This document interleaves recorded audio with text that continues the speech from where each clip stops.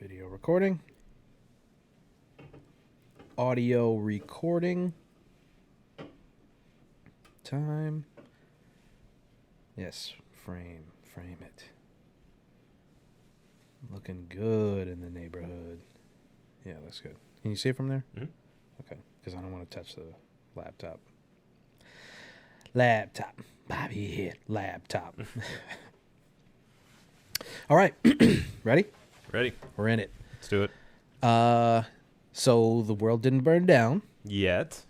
And we're still here. For now.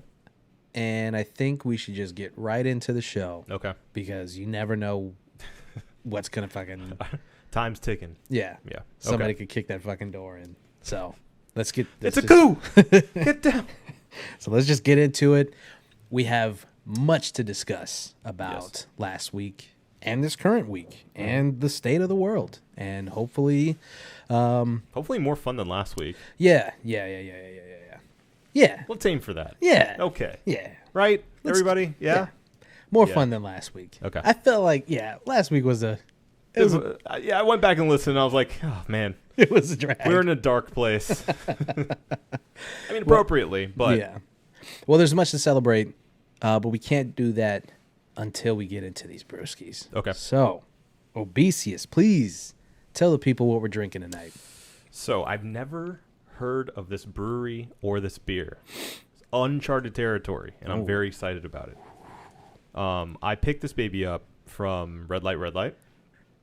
It is the Nightmare Brewing Exposure, which is an Imperial IPA with Cryo Mosaic and Cryo Citra.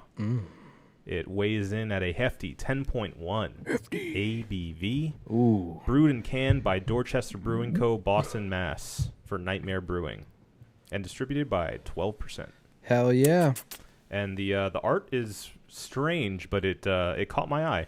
It's like it's hand drawn. Very nightmare inducing. Yes. So that was cool. All right.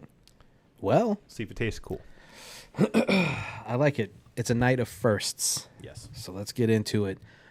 My name is Marco Dupa. That guy's Adam Obesius Rodriguez. What's up, Brewskis? And this is the One Baron Podcast. Lost to be found by someone to save you when you're down.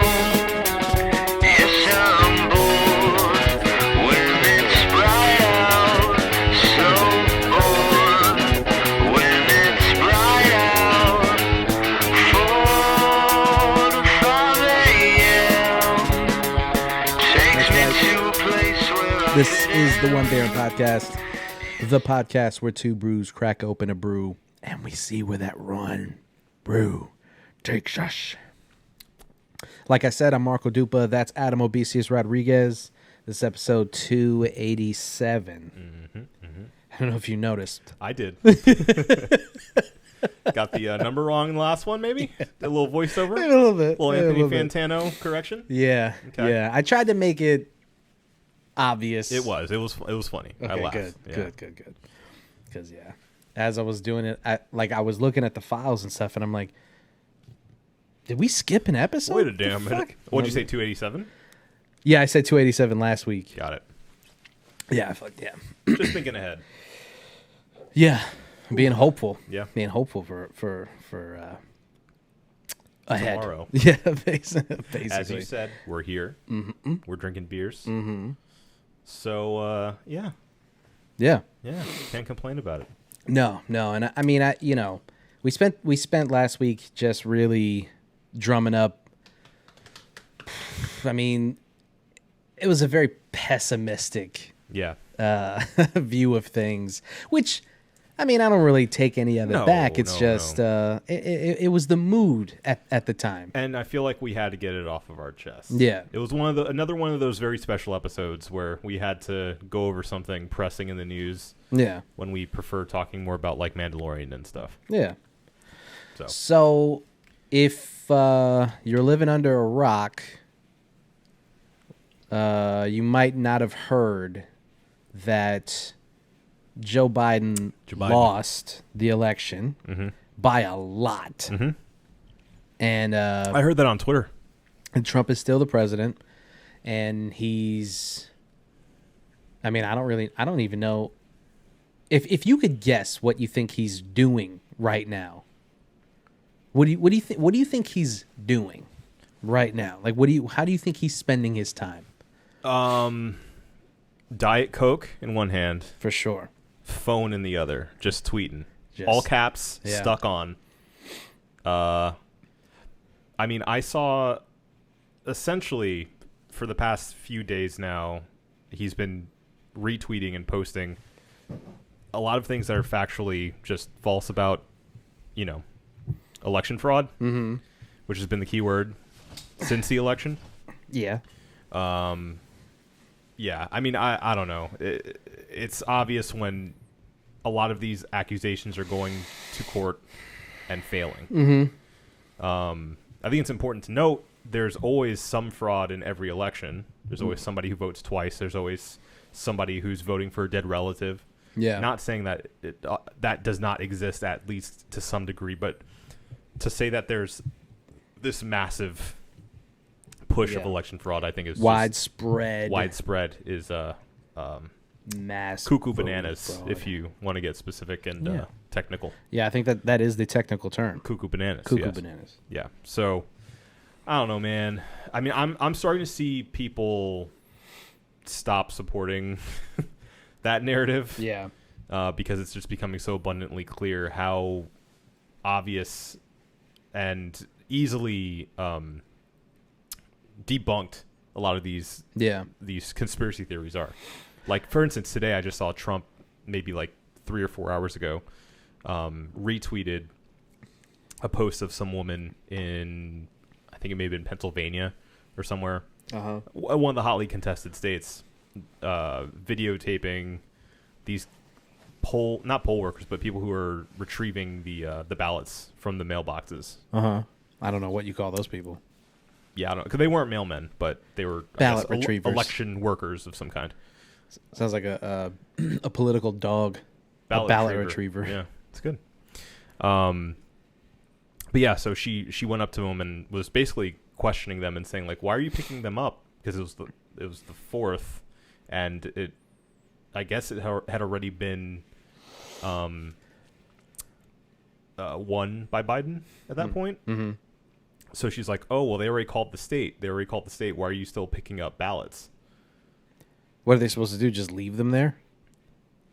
Well, the fact is, and mind you, this is very easy to look up. Those still counted. Yeah. They were postmarked and dated before the election. Yeah. And in that state, and again, I forget exactly which one it is, just look up Donald Trump's Twitter and you'll see the video and people refuting it underneath. But you can actually, like, those ballots are still valid and you can continue to turn them in past that date. As long as they're, I don't know, marked and dated and all that official stuff. Yeah. So Donald Trump retweeted that saying, this is ridiculous. Is this what America's come to? Yeah. It's like, just for a split second, look into it. Research it for a second. Yeah. And you'll see that there's nothing there. As he would say, it's a nothing burger. It's a nothing burger. It's got nothing. So I'm seeing more people online, at least, this kind of wave coming over of where you would see just unabashed support on one side. It's starting to dwindle. I'm feeling a sea change with how much we're having to disengage ourselves from reality in order to believe that there was this widespread fraud. Yeah. So I don't know. I mean, maybe that's just me being optimistic for a change, but I'm feeling something, man. And maybe it's just that the PlayStation 4 is coming out, but I'm feeling it. PlayStation 5. Well, the 4's out too. You're really feeling it. 10%. Cheers, mate. But I'm feeling something. Yeah, no, for sure. For sure. You go online and you're seeing people who are obviously still frustrated at the results of the election. Yeah. But you're seeing more and more people who are like, all right, Let's move on. Yeah. How long are we going to do this? Yeah. What's really frustrating is there's top-ranking Trump officials who remain anonymous, obviously, and they say things like, let's just humor him for a couple of weeks, and then once this whole thing kind of blows over, we'll just move on. It's really not that big a deal, and it's like, Right. It's a huge deal. It is, yeah. It's a huge deal that the current president is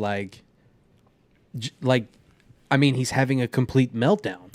And not only that, but it's starting to affect the transition already. Yeah. Because at this point, Joe Biden should be in on a lot of, the inside scoops as far as, world affairs and national security and all these things. He's not being briefed on. Well, they haven't even signed off on the transition. Well, it's funny, the irony of saying that Joe Biden's not briefed on anything and Donald Trump hasn't attended an intelligence briefing in almost a month. Can Joe Biden just sit in for him Right. instead? Right. I mean, I think they would welcome the change. Probably. Even his own administration would probably be like, well, at least he's going to listen. The seat's getting dusty, so you might as well. My favorite, I have a couple of things that really, really make me happy during that have made me happy during this whole thing, right? One of them, John Voight is one of them. We have to talk about John Voight. That was incredible. One of the other big ones was the fact that it appears that Trump has completely abandoned the whole thing with TikTok. He just the administration is just out of sight, out of mind. And I no longer a security risk. I just absolutely love it for multiple reasons. Number one, it's hilarious. It's just funny on its surface that he would make such a big deal about it. He would chest beat and we're gonna blah, blah, blah, blah, blah. And then when it comes down to it, they were like, okay, I mean, what do you want us to do? I mean, we'll sell to this company. And he's already halfway out the door going, yeah. I don't care anymore. Yeah. It's not getting the headlines. That's funny. Shit, I lost my train of thought. Just halfway through it. Yeah, 10%. There was also I forget what he is. He's like some kind of state rep or something who got caught posting on his real account. He's a gay black man. Oh, dude. I know you had to like that one. As a gay black man, where do we even start? The with liberals have made me feel far more uncomfortable. Okay, hold on, because I have to just pull this up because it's the best. Yeah, that wasn't. I was trying to think of the other thing that made me laugh about the TikTok thing. They're like the people who represent TikTok. They're like, we want to cooperate. We want to do whatever we can. And Trump's just like, I don't care. Whatever, man. Like, that's old news. Why are you still talking about that? Stop talking. Are you still here? Oh, the other thing that was funny about it, it's just the fact that when it all was happening, his supporters were like, well, he's right. Cybersecurity, right. China, all this bullshit. And then, but he doesn't have to be on TV screaming about TikTok for you to care about a certain issue, right? If you actually gave a shit about the fact that TikTok is a Chinese-owned company, this would be the thing that was number one on your ballot. That you were still, this would be the thing that you're still talking about. And yet, no one gives a fuck about it. Again, even with them, it's out of sight, out of mind. Yeah. They don't care about it anymore. What was his name? Dean something? Dean Gay Blackman. Dean Gay Blackman. Let's see if he's... Yeah, I forget. Oh, no, I got him. But he's... I'm trying to see. I think he just... Oh, man. This is so funny, man. Okay, so his name is Dean Browning. And he's a former trying to go for Congress. I'm trying to see which state. Former Lehigh County Commissioner, a proud pro-life and proud Second Amendment, Christian conservative, dedicated to enacting common sense solutions to keep America great. Oh, he was running for Congress in Pennsylvania. Oh. So this guy, Dean Browning, congressional representative, is also a gay black man, apparently. So he posts something about the election, and then right under it, He replies to his own tweet, right?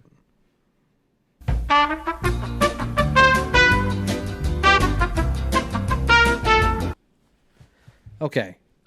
We had some technical difficulties. I don't even know where we were. I don't remember what we were talking about. We were railing on the imposter. Oh yeah, Dean Browning. Mm-hmm. Yes, Dean Browning. Okay, so Dean digital blackfacing. he posts about it, he posts something about some political shit. Then he responds, and it's obvious that he meant to respond from his burner account. Yeah. Which, for some reason, this old white dude decided that the best way to get his racist, misogynistic, homophobic views across was to posture as a gay black man. Yeah. And then once everyone, I mean, it was instantaneous. He posted it and he knew he fucked up. Yeah. And you had to know that he was sitting there kicking himself like, oh my God. How do I get myself out of this one? So what he does is this account, the name is Dan Purdy, which, by the way, at the time of this recording, was suspended. That account was already suspended.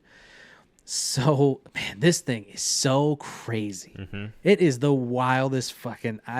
Okay, so Dan Purdy is an account that is, at the time, was pretty clearly Dean Browning's burner account, right?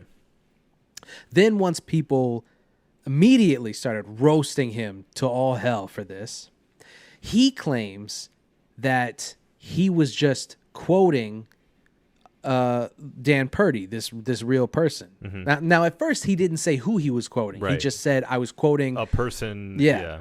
Now, first of all, let's talk about that for a second, because this is Twitter, right? Why in the world would you ever copy and paste someone's tweet, then post it, Right. and then so let's give him the benefit of the doubt for a second, right? Let's say everything that he was trying to do, he did successfully. Mm-hmm. So what was he doing? Was he going to put it in quotation marks and then sign it Dan Purdy? Right. Like, I don't understand.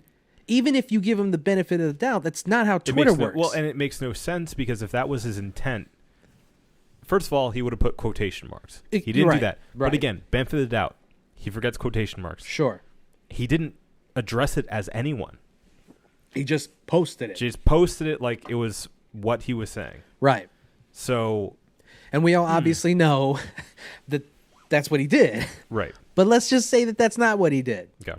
None of it makes sense. It just doesn't make sense, right? So, okay, sure. He says after like maybe an hour or so, he's like, hey, by the way, that tweet that's going viral from my account, I meant to quote someone, I obviously that's not me. Mm-hmm. And we're like, everyone was like, sure. Sure, Jan. Maybe less than an hour or two later, you get a post from Dan Purdy, who unprompted comes out and says he was quoting me, right? Mm-hmm. And then everyone's like, well, obviously you're the burner account. Right. And then other people had already investigated and said, this is who he was trying to quote. This is Dean Browning's burner account. Right. So once they discovered that, Dan Purdy, keep up, guys, Dan Purdy, the burner account, comes in and says, no, I'm actually a gay black man. That's how I talk in real life. And everyone was like, sure, Dean. Sure. As a gay black man. As a gay black man. This is how I talk as a gay black man. So then maybe like a half an hour goes by, and then the plot twist of all plot twists, the burner account posts a video, and it is indeed a gay black man. Incredible. And he says in the video, he identifies himself, and he's like, that was me responding to this account. I'm a supporter of Dean Browning or whatever, right? Now, sidebar. This is a really rampant issue on Twitter, where white people pose as black people to try to not so much ingratiate themselves in the conversation, so much as trying to show, see, black people think this. Right. It's not a monolith. Yeah. There are black people who, and it's almost always a white dude posing as a black person. Right. Almost always. And every time you see some fucking black guy in the profile picture, you're like, okay.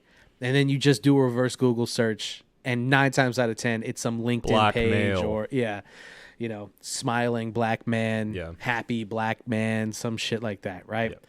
It's pretty disgusting. And every time I see it exposed, an angel gets its wings. Yeah. I love it. Mm-hmm. So back to Dan Purdy. He posts the video. He posts another video. And then the plot, if it couldn't get any thicker, thickens. Mm-hmm. Apparently, he's not Dan Purdy. He's William Bile or something like that. Lyle something. Mm-hmm. Voight or something like that. He has a weird name. And he's Patti LaBelle's nephew. And he's apparently an actor. Yeah. And amazing. And we can only surmise because after this, the whole thing falls apart. Yeah.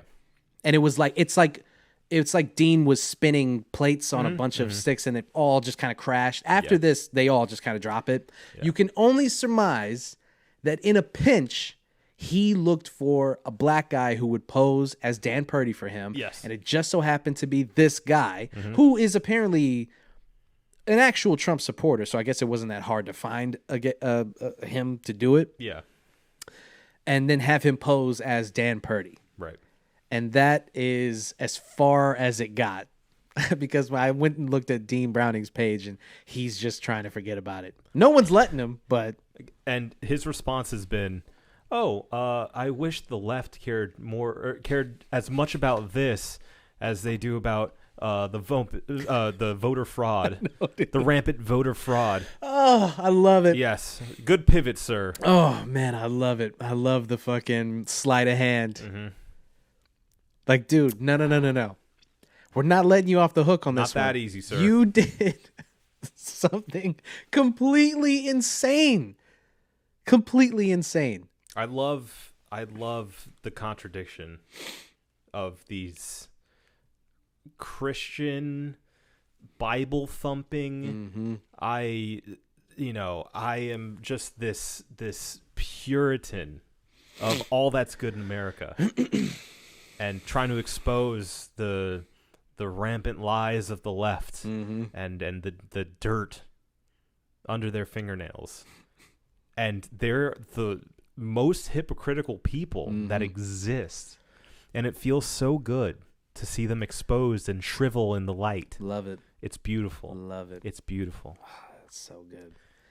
And I just stumbled upon it because I think a political commentator that I follow, he made a joke about it, and I was like, wait, I didn't understand the reference, and then I went down the rabbit hole, and every time I discovered more about it, my mind exploded again. Yeah. This is the greatest thing ever. It's the greatest thing ever. It's absolutely the best. Incredible. Because like I said, it's a rampant issue on Twitter, and for a guy in his position to, number one, be doing that, and number two, to be caught so gloriously. Beautiful. Chef's kiss. Très magnifique. So that's good. And he's just gonna kind of try to pretend like it didn't happen, but he's always gonna be remembered as Dean Browning, Dan Purdy. So you gotta love that. And then last but not least, Jon Voight. How the mighty have fallen. Oh, Jon Voight posted a video on Twitter, and I hope that it's still up, because if it is, you need to go and watch it. I'm sure it is. Yeah, he doesn't seem like the kind to back down. No. You know, he's convinced. He's got that James Woods mentality where he's like, you know, we're combating the Hollywood left and whatever. Anyway, as he stares in the mirror. You got to watch this video because it's complete. It's batshit insane. Now, look, the Hollywood left is very cringy and very. Sometimes they come off as disingenuous, right? And can be hypocritical as well. To me, they come off as very indifferent. You know, their concern for things to me feels disingenuous. It feels like they're just posturing, basically. So it's not as if the Hollywood left is like absolved of any responsibility, I guess, or blame when it comes to why people feel the way that they do about Hollywood in general. But the Hollywood right is just, I mean, they are the reason that a Dean Browning can exist, because they see people like James Woods or Kirstie Alley or John Voight exist, and they say, I mean, I'll do that too. Yeah. I don't really understand where that comes from. Like how that happens in, I mean, again, such a left-leaning town and industry in general. Like, is it just a thing of, I don't know, like, is it truly... You got to get the mic closer. Is it truly personal belief, or is it just a wanting to be a rebel in the town? Is it vendettas against the elites that you don't like? I don't understand where that Here's what I think it from. is. I think that it is their real beliefs. I think that James Woods would be a conservative no matter what industry that you put him in. Yeah. And I think the reason that it's ramped up is because they're also actors, and they're insane. All actors are mostly insane. That's a good point. So I think that you take that attitude and you ramp it up, and you get a Donald Trump. You get a James Woods, you get a Scott Baio. Like, that's, I mean, so that's what I think it is. I think that John Voight would be conservative regardless. Yeah. And I think he gets into an industry. But he wasn't always, is the thing. If you look at his work and you look at the people he was hanging around for most of his lifetime, it's only up until the last 10 years or so that he became this, you know, I don't know, untethered, ultra conservative. Yeah. Yeah. That is a good point. I wonder about that. You know, and I was listening to Mark Maron, and he mentioned John Voight to another actor of, you know, his same time period. It's probably that Frank Langella. No, it was actually an older interview. Okay. But it just came to mind because he's like, "What happened to that guy?" Yeah. And I forget who he's talking to again, but they were kind of talking about the impact that 9/11 had on a lot of people, especially of his generation. A lot of boomers kind of went conservative after 9/11. Interesting. And became xenophobic and became like really afraid of outsiders. And that was his guess on it. And that was kind of compelling to me. That is compelling. Because like you can kind of get it. Like you understand where that would come from. Yeah. But I don't know. It always stood out to me as like how in that environment, like I'm sure there are lots of other conservative people in Hollywood, actors, you know, famous people, and execs, of course, they're, you know, multimillionaires here. They're wanting to keep their tax dollars down. For sure. But, you know, maybe outwardly they show themselves as being liberal, but really don't have those beliefs to the core. Yeah. Which is fine, but you find these really loud, out there conservatives, like a James Woods or like a John Voight nowadays. Yeah. That I don't know how that incubates and becomes like their personality that they have to be the ultra right, Yeah. as opposed to just being conservative.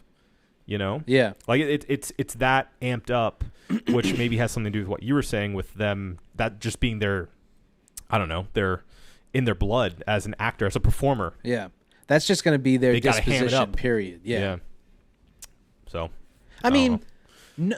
think about the kind of person it takes to record that video that John Voight recorded. Mm-hmm. If you haven't seen it, again, go watch it. But he's sitting in what looks like a Walmart portrait background area, Right. and single camera, single shot, Professionally done. It wasn't like an iPhone video. well lit, yeah. Yeah. And he and it's just this calm, solemn referendum, I guess, of what has transpired in the past couple days. I don't even know how to describe it. Yeah. It's so weird. Yeah. Well, it's like it's a performance. It's Yeah. It is a performance. It's a monologue. He's doing a monologue. Yeah. It's a off to the side, fourth wall camera break monologue Yeah. from a stage show. Yep. Looking into the frame. I mean, it's almost lit that way. Yeah. And I mean, Strange. It's very strange. just a Yeah. just a weird thing to do. Yep. I mean, listen, when I if I record like a video, or if I record me talking on my story, Yeah. I don't know. I watch it back a couple of times and go, is the framing weird? Did this come off right? Yeah, Did I how'd say it come this off? well? Yeah. I just don't see I'm how. glad we don't do that for this. For this? Yeah. No. No, Out no, the no, window. no. No. There is no quality control on this. I mean, what are you going to do? 10%. When you slurp it, you get drunker. Yeah, and I just can't. That's what she said. Yeah. I can't imagine. He washed his hands, everybody. Don't worry. Yeah. Don't do that. I just can't fathom him watching that video back and going, yeah, that's good. Nailed it. That's good. Yeah. Post that. Yeah. That'll work. And yet, here we are Yeah. Yeah. talking about it. Yep. So, at the very least, if nothing else good comes of Joe Biden's presidency, we at least have those three events. Yeah. Something to spin out of this political spectrum. Sure. Let's get the fuck out of Get here. out of here. Pfizer. Stepping up to the plate, saying they got a vaccine coming down the pipe at over 90% success rate. I mean, sorry to spin it back to politics, but I mean, it really doesn't help the conspiracy theories. Oh, no. You know, No. fucking no. Biden The gets week elected. after. Just they're like, all right, time to announce it. Yep. A friend of mine messaged me like immediately after that was announced and goes, "You think Pfizer is run by Democrats?" And I go, "Kind of looks that way, man. Not gonna lie." Yeah. I mean, yikes. Mm-hmm. You know what? Whatever. I don't give a shit. I don't care. No. If it was a conspiracy theory and they waited until Trump wasn't in office to fucking push this thing. Yeah. But at the same time, okay, let's backtrack for a second, because Okay. that was what he was touting at the debates anyway. Yeah. So this timeline works. But at the same time, Pfizer didn't work with Operation whatever the hell, light speed or whatever, warp speed. Yeah. They weren't a part of that program to develop a vaccine. They did it independently, and they did it on purpose because they said that, again, from an interview I read, that they felt that they could work faster without intervention from this government plan. Well, no fucking shit. There you go. So they did that, and then now, the Trump campaign's trying to take all the praise for it. I don't care. Let them have the praise. It doesn't. I don't It care. doesn't matter. It doesn't matter. But I'm just saying it's funny the way that this is all being spun, Yeah, because it's a big win for humanity in general. for sure.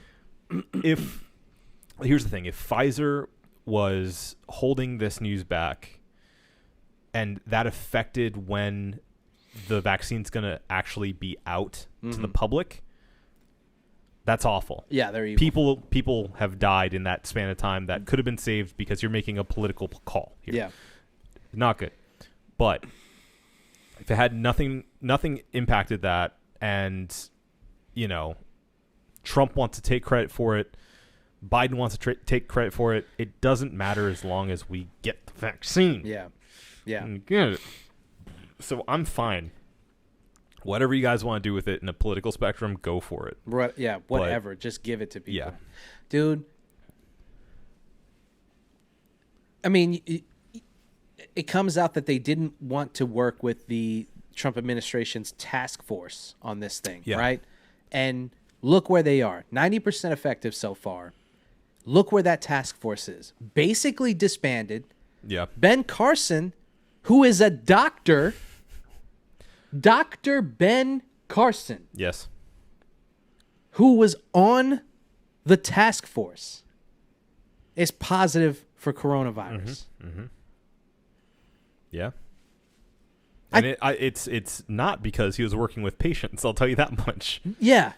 No, it was because he was fucking mouth breathing at some fucking gala where no one was wearing masks. Of course. The CDC just came out with their new guidelines, right?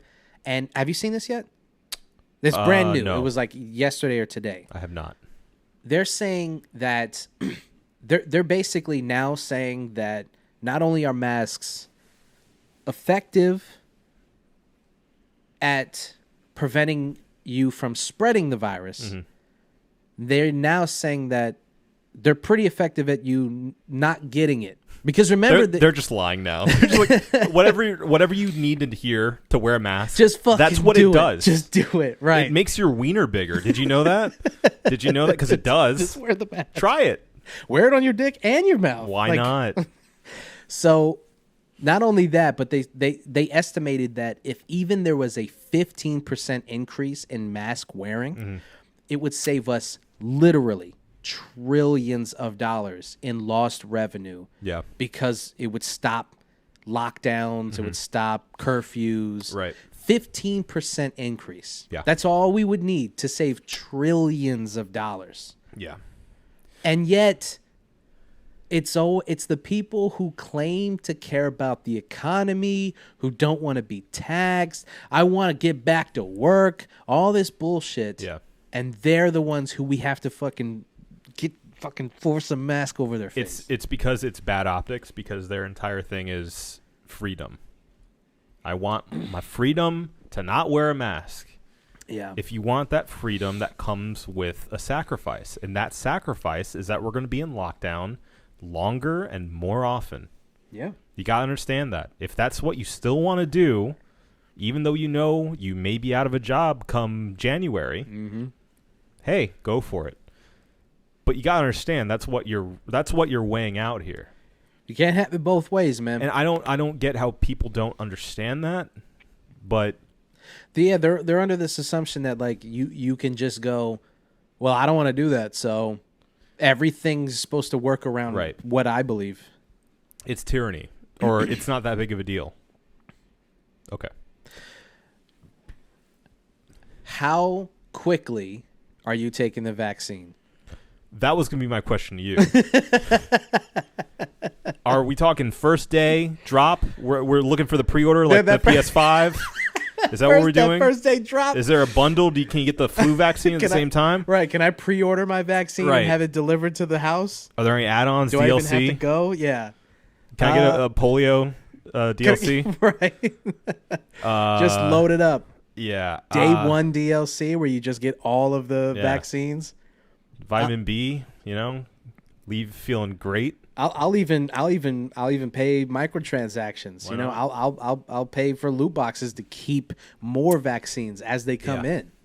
They put in nanomachines that just take from your wallet every month. They force your hand to no. Yeah. No.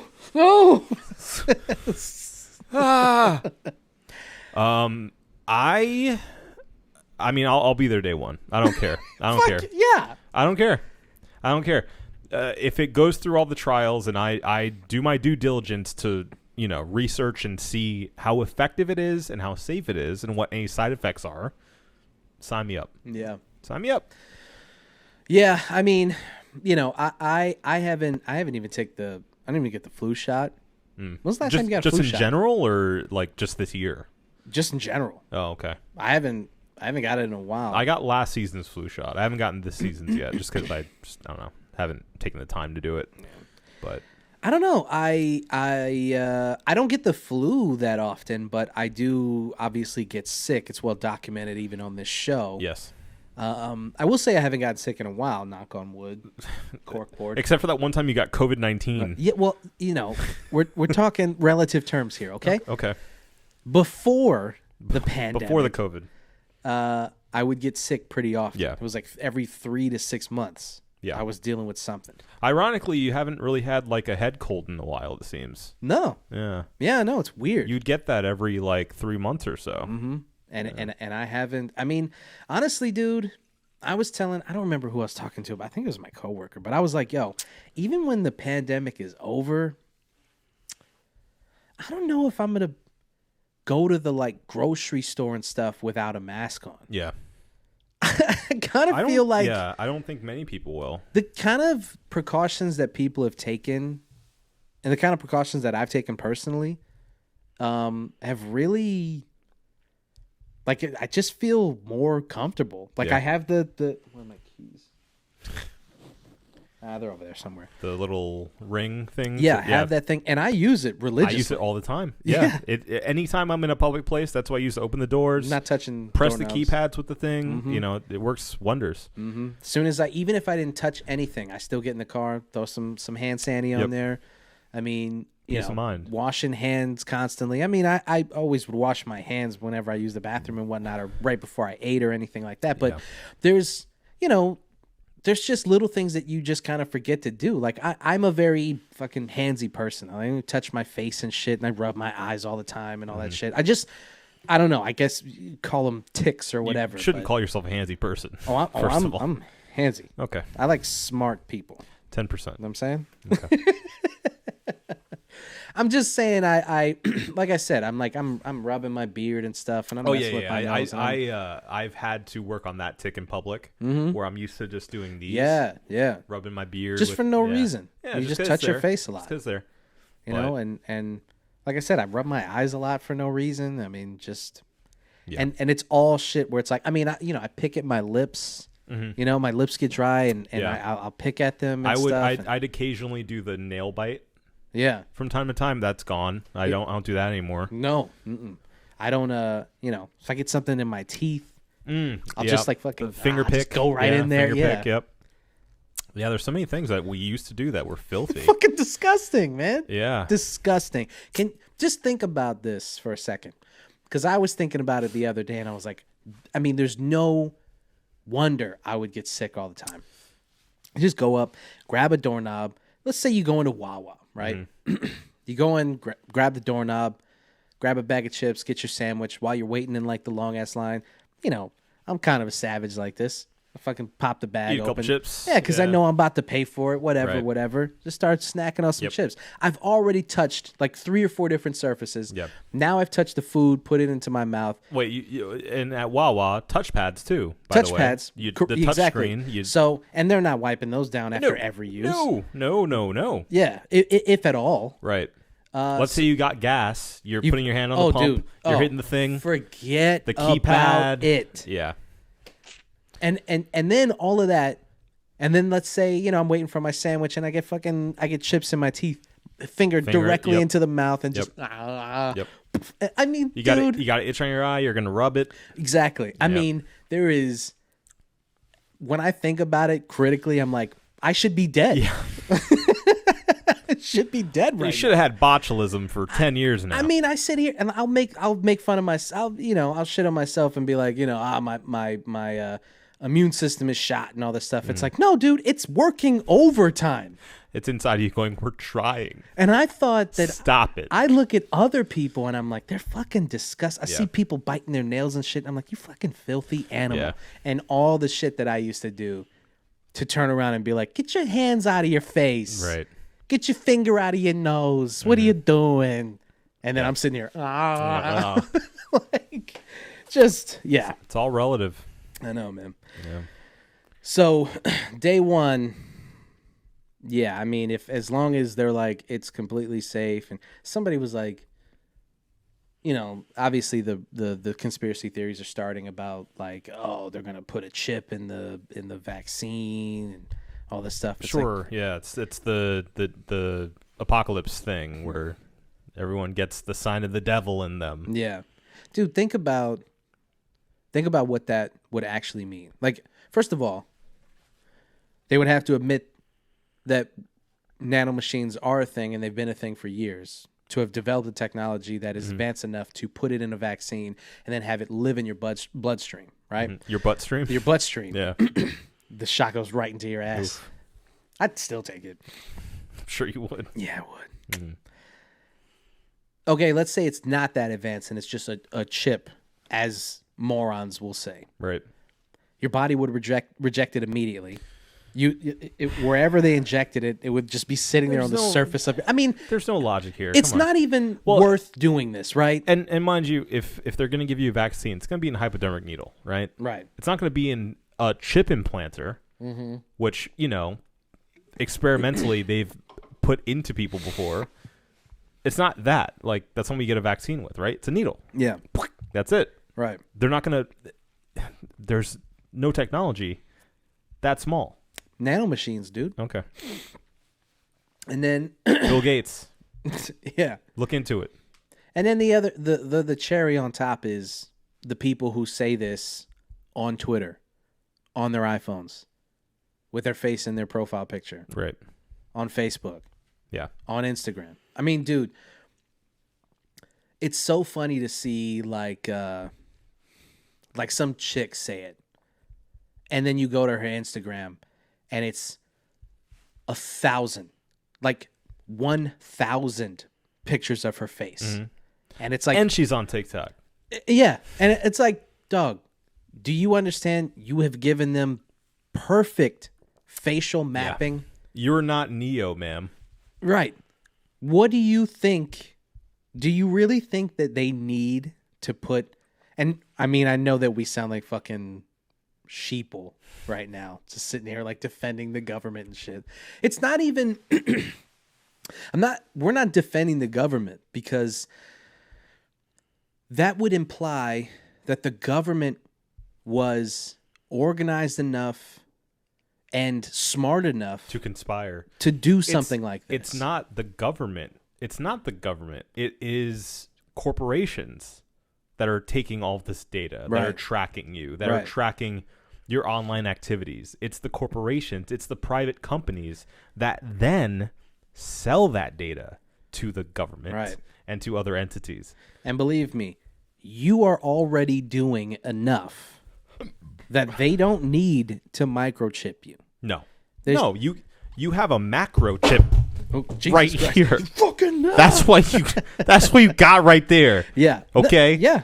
That's it. Yeah. You keep that on you 24/7. It's too far. They don't need to. Now they'll never be able to find you. Fine. Yeah. This is what I intended. I threw my phone, folks, if you're not watching. Well, Yeah. now you're super close to the mic. Okay, good. That was that little disaster. Perfect. Was enough. So yeah, and people are like, well, I can turn my phone off and walk away from it. You think. Yeah. First of all, let's say that you did do that. Let's say you were like, I'm done with this. I'm going off the grid. I'm turning my phone off. First of all, they can still track your phone even when it's off. Right. You got to take the whole thing apart. You got to take the battery out. Yeah, so they can still track that. Right. First of all. Second of all, CCTV everywhere. everywhere. And if you have even spent a day on social media, you're on there. Yeah. You're on the grid. So even if you were like, I'm done, I'm going to the forest, like, You're already Right. on there, dude. They can get the last time. They can triangulate where your phone is. Then just follow CCTVs. Right. Your Wi-Fi. Even if you're not on your own Wi-Fi, they can find your device based on what Wi-Fi you're on. And yeah, there's no hiding. I mean, you would have to completely go off the grid. I mean, completely. You would have to be self-sustaining in your food, in your clothes, because if you even for a second pop your head out of the dirt and go use a debit card, you're back on the grid. Yeah. They got you. And then you can't take like E-Pass or No. any highway No, to get wherever you're going. because there's cameras all over those, Yep. and they take your picture every time you go through. Mm-hmm. Even certain local roads with the stop cams. Yeah, the stop sign cameras. Yeah, Yep. and there's some state roads that have the planes Right. that fly above, and if you're speeding, they'll just give you a ticket Track from you. the fucking sky. Speed traps. So it's just, if you wanted to live the rest of your life in the forest, eating, self-grown carrots and cabbage, and you washed your clothes in the river, and you just sat around reading the same books over and over again because you couldn't buy more books, because where are you going to get the money? True. You can use cash, sure, but you got to make it. So where are you going to get it?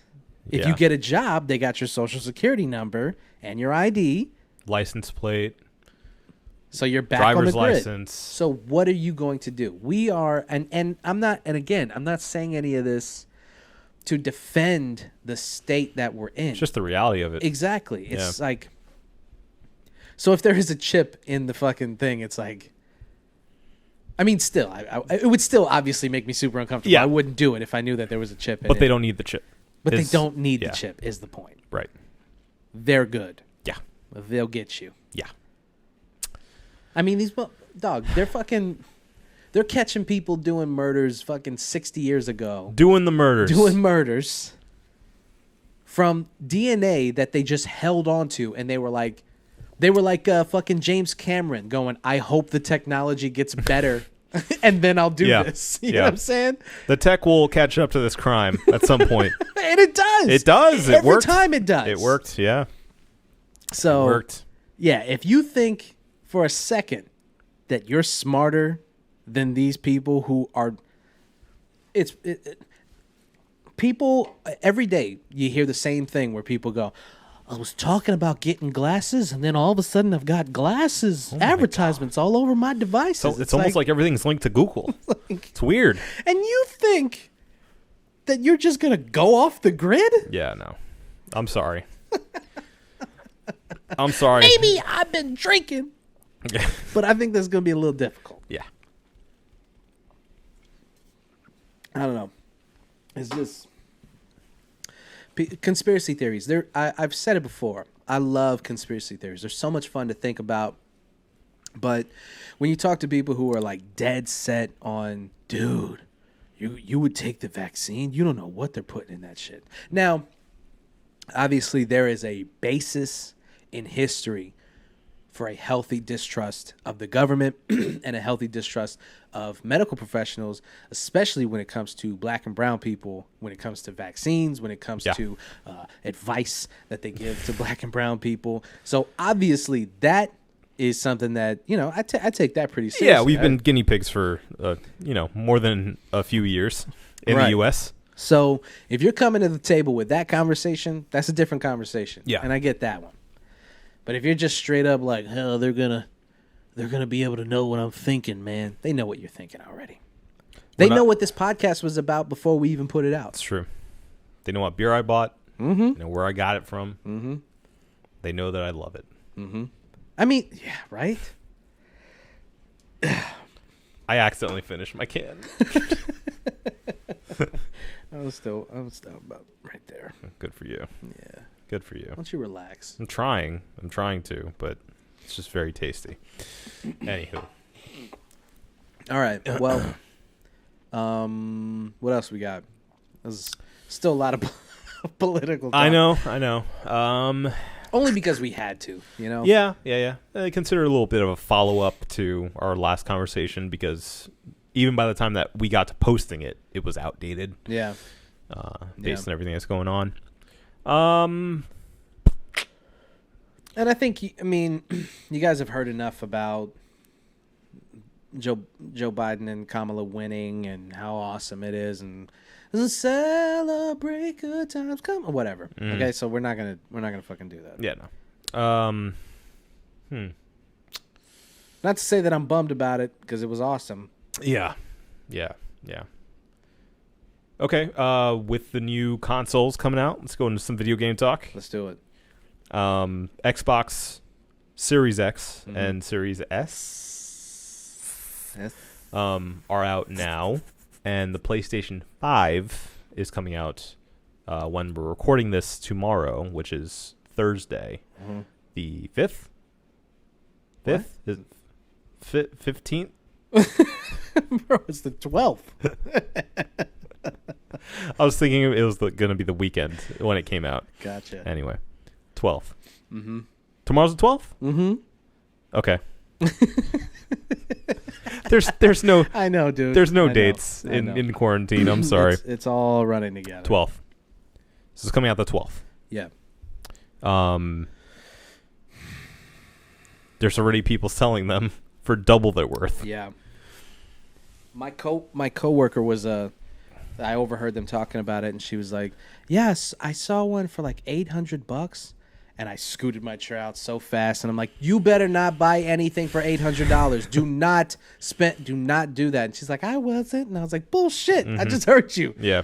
Yeah. So they're getting people. Well, and even actual retailers are trying to sell them in bundles now, just to try to scoop up as much money as possible because they know they're going like hotcakes. So yeah, I mean, it makes sense, but still sucks. Have you seen the videos of people? There was one video of an Xbox smoking. Debunked. It was debunked? Debunked. I'm glad you brought it up. I'm glad that was debunked. Yeah. So Xbox came out and said, I can't believe we have to say this, but please don't vape smoke into your Xbox because that's what people were doing. That's amazing. It wasn't smoking because any malfunction. It was because there's like a little airport at the base of the Xbox that it sucks the air in and shoots it through the top. That's how it ventilates the little box. Okay. So what people were doing was vaping, blowing the smoke into that vent, and it would come out the top. That's hilarious. So okay, but let's relax, Microsoft. Let's not sit here and act like your shit just works all the time and that this wasn't something that was completely believable on its surface. We're paranoid for a reason here. Yeah, don't sit here and don't pretend like the red rings of death are just a thing of the... Yeah. I mean, come on. Wrap it in a towel, we'll be fine. Yeah.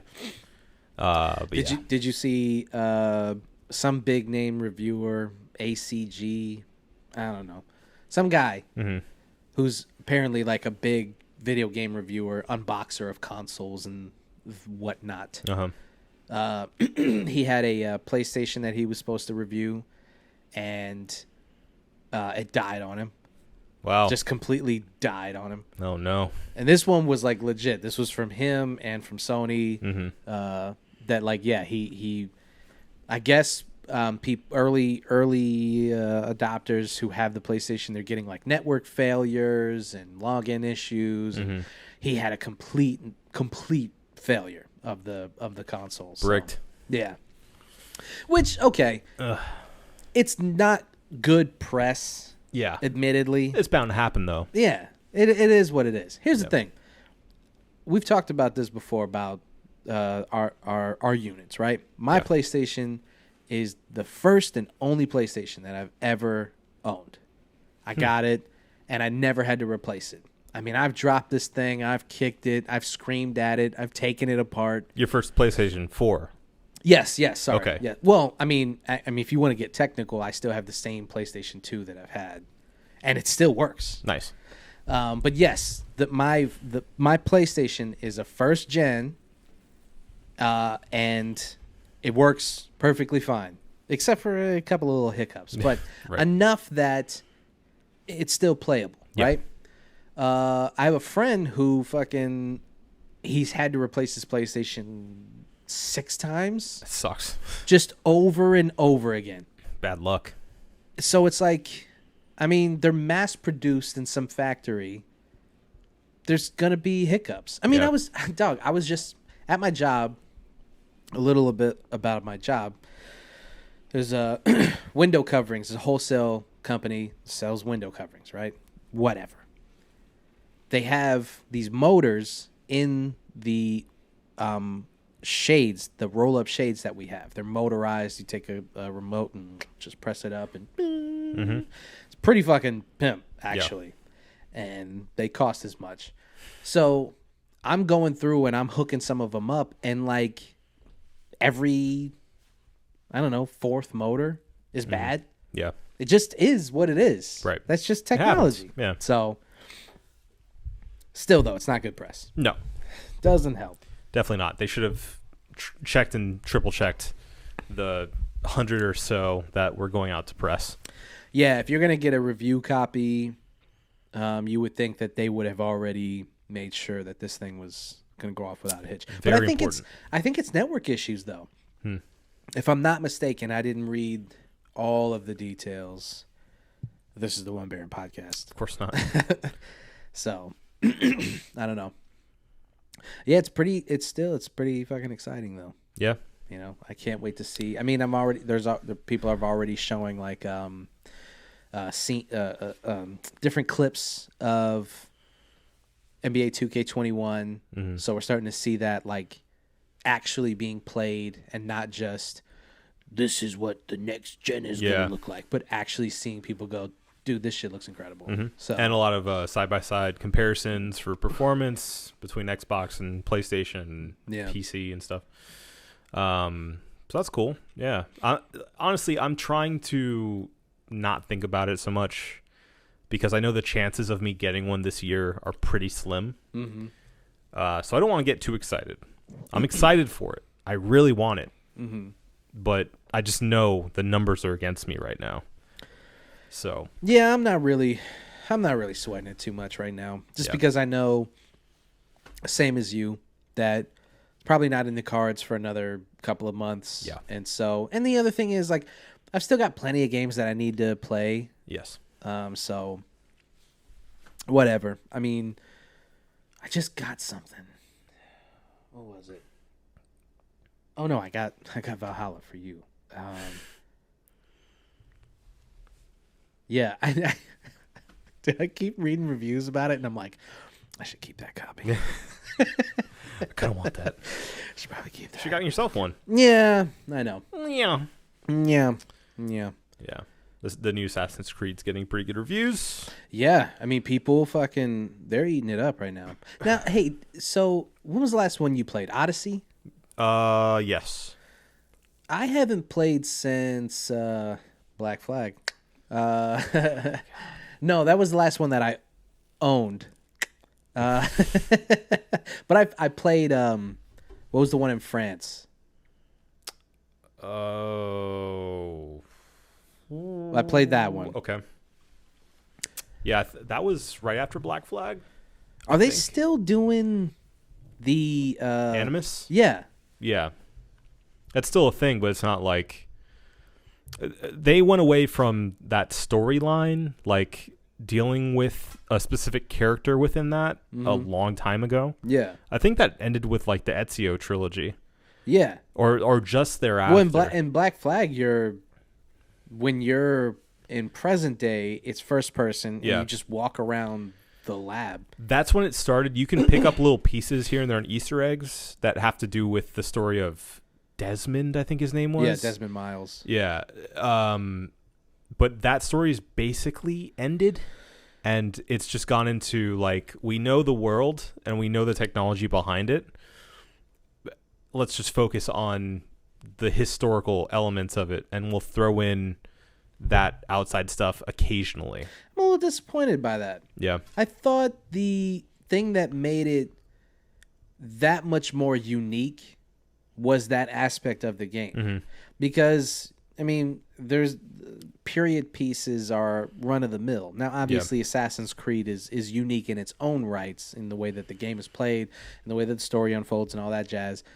But I thought that added an extra layer to its uniqueness. And as boring and uneventful as like the Desmond Miles elements of those games were, it always kept me looking for more, like looking forward to getting more of that story and more of that background as the mystery unfolded. Yeah, I liked that a lot. But now, like, it seems like they're still going with this global conspiracy thing, but just not focusing on like you are this one character in the Animus. It's more of like you're putting yourself in that perspective and unveiling this mystery in time. Yeah. So it's a little more vague. I don't know how much further that conspiracy can go, man. Like, I mean, it goes back to like, was the very first one or Origins, right? Origins. Yeah. It goes back to ancient Egypt. Yeah.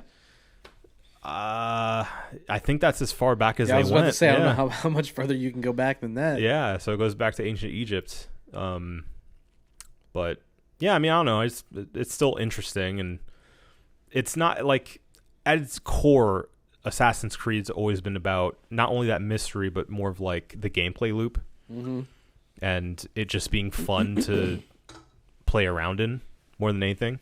Yeah. So you haven't played Origins, you haven't played Odyssey, so No. it's going to be a different game for you. Just saying that. Good. Outright. It's way less. You can play it way less stealthy. It's more of an RPG. It plays a little bit more like The Witcher, for instance. Yeah. Well, I mean, Valhalla, what I've seen of it, you just straight up are just running through battlefields. Right. And I'm like, there's nothing assassin about this. Yeah, it's a brutal murderer. They've gone away from that in those past two games a lot. The last one, Odyssey, that I played, that one is much more like a loot adventure game. You're looking to find stuff to equip your character with, and again, like I said before on the show, like it's almost too much. Yeah. There's just your map is dotted with things to do, and it's just like it's hard to know where to even begin. Yeah. So, and then there's like it's a cool concept, but it kind of pissed me off sometimes. There's always like a roaming enemy who's like a boss who, if they catch up with you, if you're like lower level, they'll kick your ass every time and you'll just die. So there's always like a headhunter out there for you. And I don't know, there's so many elements to it, so much that I hear in Valhalla they've actually pulled back a little bit. Yeah. So I think that sounds perfect to me. That sounds like just the right thing they should have done. Take the foot off the gas a little bit and just let people have more of a focused gameplay experience. Yeah. So I'm looking forward to playing it. So we didn't actually we never talked about we played Ghost of Tsushima Legends. Yeah, we did. We talked about it a bunch, and then we finally got to play it. Yeah. Did it live up? Does it live up to what you thought it was going to be? Yeah. 100%. Yeah. I thought it was awesome. Again, like we were talking about it as we were playing it, but it just feels like such its own thing.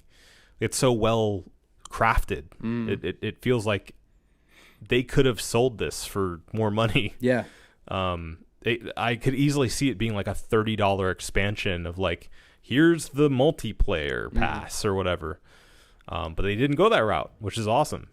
That's when you know you've got a company that, you know, they're I hate the idea of pro-consumer. I don't think any company is pro-consumer, but as much as it gets them to get you to buy more stuff from them. Yes, exactly. Yeah. And yeah, I mean, like you said, they could have easily charged people for this. It is, I was I was so surprised at how robust it actually is. There's so much to actually do as far as like customization and replay value. And I was like, I thought it was just gonna be, you know, cool story mode thing. You know, you pick your character and blah blah blah. No, they really, really went in on this thing.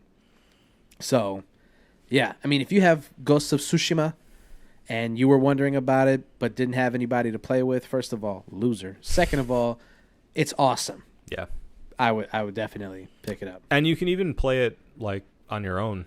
You don't need to matchmake to play it. Yeah, if you don't have any friends, yeah. Just saying you don't have to. No, you don't need friends. Right. You know, you can live a life of solitude. I don't need anybody. By yourself. No, you don't need anyone.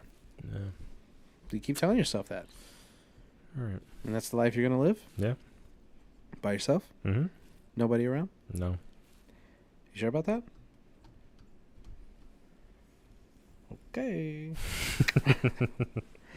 All right, let's get the fuck out of here. Okay. Oh, but before we do that, we got to talk about Alex Trebek. Oh, of course. Of course. We have to say rest in peace and just acknowledge the greatness that is Mr. Alex Trebek. Alexander Raphael Trebek. I don't know if that's his middle name. Sounds good to me. It's good, right? Yeah. He passed away due to complications from the cancer that he was diagnosed with. Right. And, you know, he was surrounded by his friends and family, and, you know, he had a quiet, peaceful death, and it's amazing for his family, you know, to go peacefully. I mean, it's the best way that you can. If you gotta kick the bucket, how else are you gonna do it, right? Yeah. But, I mean, dude, the timing of it, like, just couldn't have been worse. Yeah. Like, just the universe, and you know, if you're a God-fearing person, you just have to look up and go, I mean, what's the point, dude? Why? Like, why? Why would you do this? Because it was like, I don't know, 12 hours after we found out the election results and everyone's in the streets celebrating, and then God was like, oh, but I'm taking this guy. It's like, come on. Yeah. So they filmed the last 35 episodes.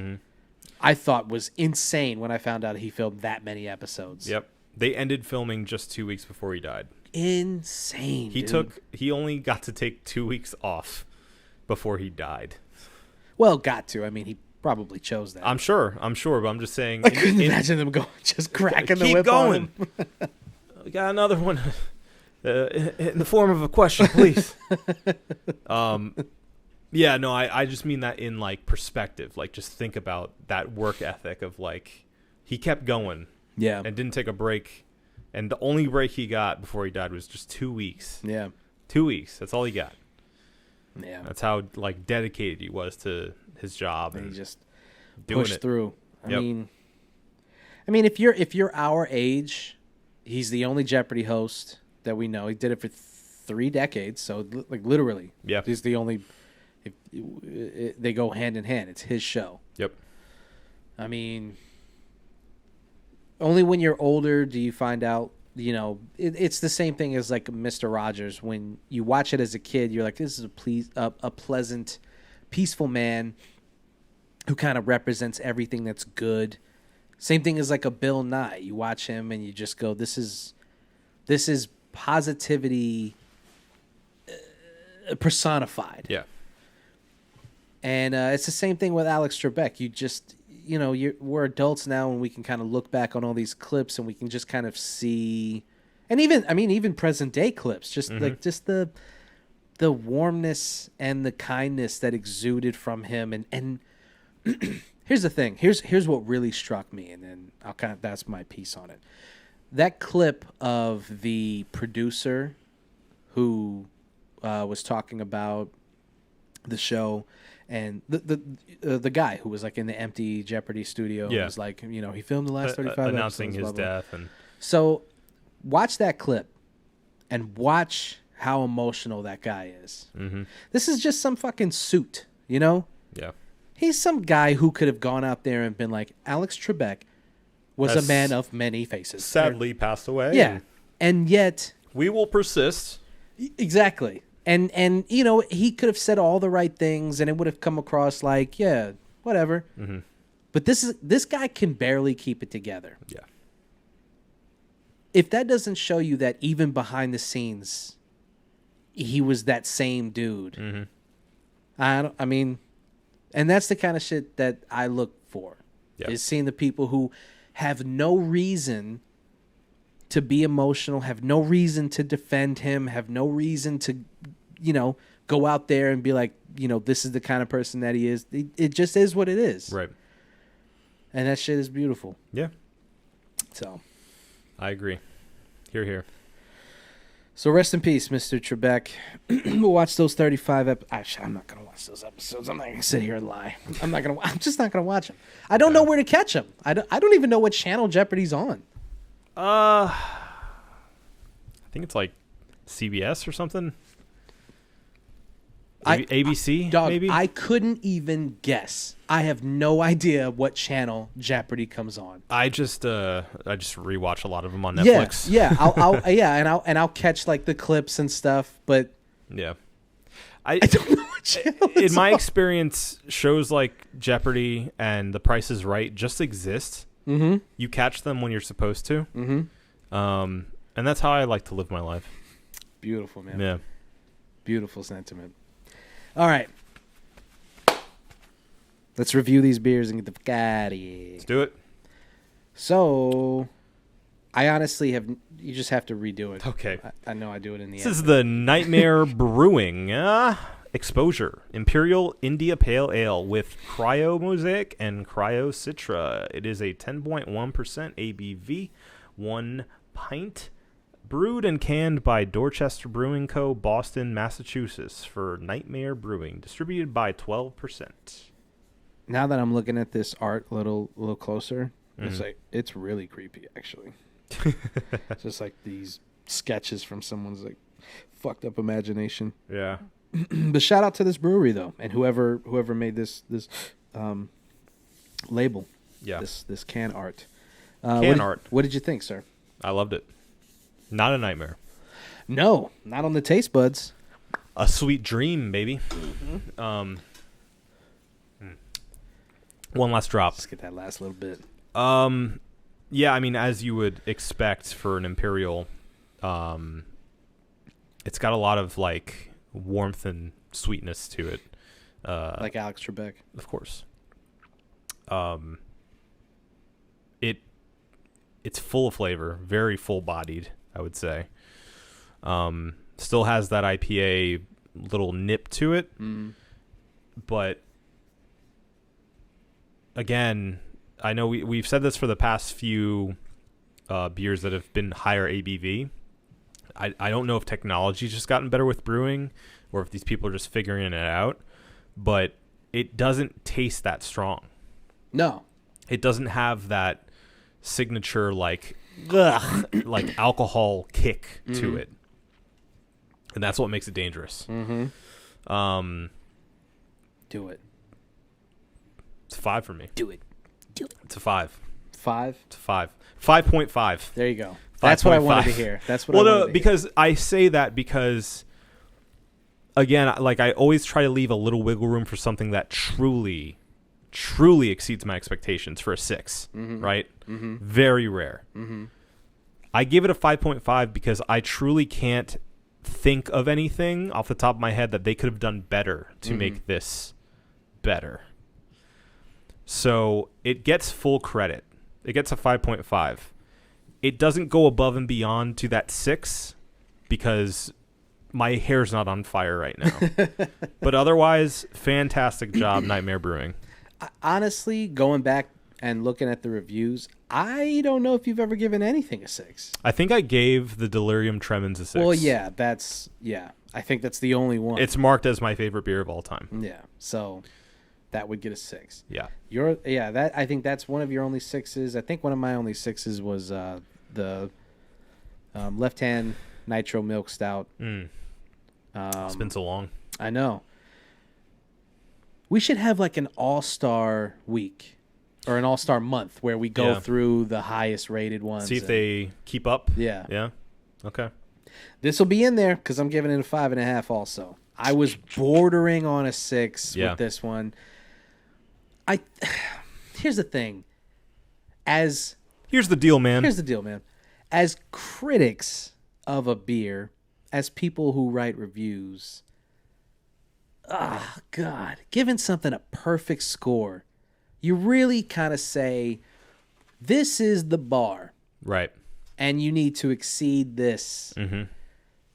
And I know this is just going to sound like a cop-out. I don't feel comfortable giving it a 6, but I don't feel comfortable giving it anything less than a 5. Yeah. So, I just got to go 5.5. It's a really, really good beer. Mm-hmm. Excellent job. Nightmare Brewing. Yes. So. Agreed. A bit of a pricey fellow, I will say. So keep that in mind. That makes sense. You can taste it. There's the caveat. Yeah. Now it's a 3.5. No, a unanimous 5.5 for the Nightmare Brewing.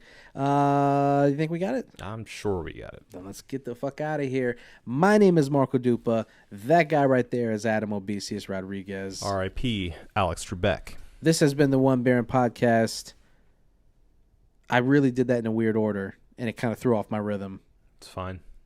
But drink delicious beer and have a beautiful evening. We love you. 10%, baby. It sneaks up on you.